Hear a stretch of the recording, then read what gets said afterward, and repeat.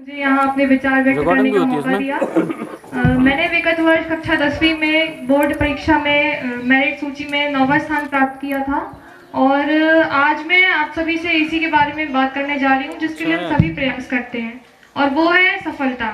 तो वास्तव में सफलता का अर्थ क्या होता है? सफलता कोई मंजिल नहीं है, ये एक हमारी यात्रा होती है जिसमें हम अपनी मेहनत और लगन से इसे प्राप्त करते हैं। और सफलता प्राप्त करने के लिए सबसे पहला हमारा कदम होता है कि हमें अपना लक्ष्य निर्धारित करना होता है। अगर हम अपना लक्ष्य निर्धारित करते हैं तो अपने लक्ष्य को प्राप्त करने के लिए हमारे अंदर जज्बा होना चाहिए और उसके जब हमारा एक लक्ष्य निर्धारित हो जाता है तो हम उसके लिए अपने आप प्रतिदिन कार्य करते हैं और हम दिन ब दिन उसके अपने लक्ष्य की ओर बढ़ते जाते हैं। तो अगर हम रोज थोड़ी थोड़ी मेहनत करके अपने लक्ष्य की ओर एक कदम बढ़ाएंगे तो हम जरूर सफल होंगे। लेकिन अगर हमें असफलता प्राप्त होती है तो हमें उससे निराश नहीं होना है। हमें असफलता को सबसे बड़ा अपना गुरु मानना है और ये सीखना है कि हमने अपने पुराने प्रयास में क्या कमी रखी जिस कारण से हम सफल नहीं हो पाए। इसीलिए हमें हमेशा अपनी असफलता से कुछ ना कुछ सीखना चाहिए, इससे हम अवश्य एक दिन सफल होते हैं।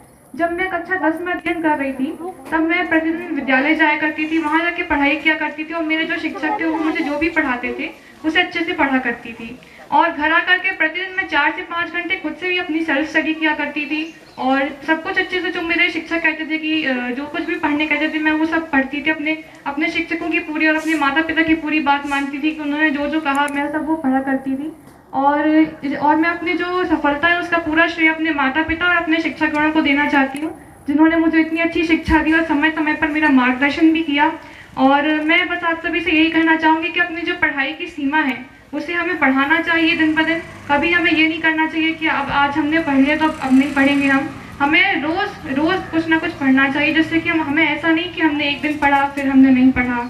हमें रोज थोड़ा थोड़ा अपने लक्ष्य के प्रति आगे बढ़ना चाहिए, इसी से हमें सफलता प्राप्त होती है। और मैंने अपना इस सफ़र को आगे बढ़ाते हुए अब कक्षा 11वीं में पढ़ रही हूँ और मैंने बायो सब्जेक्ट चूज़ किया अपने आगे की पढ़ाई के लिए और अभी मैं नीट की तैयारी कर रही हूँ और मेरा और मेरे माता पिता का यह स्वप्न है कि मैं एक सफल डॉक्टर बन सकूँ और अपने समाज के और अपने देश की सेवा कर सकूँ।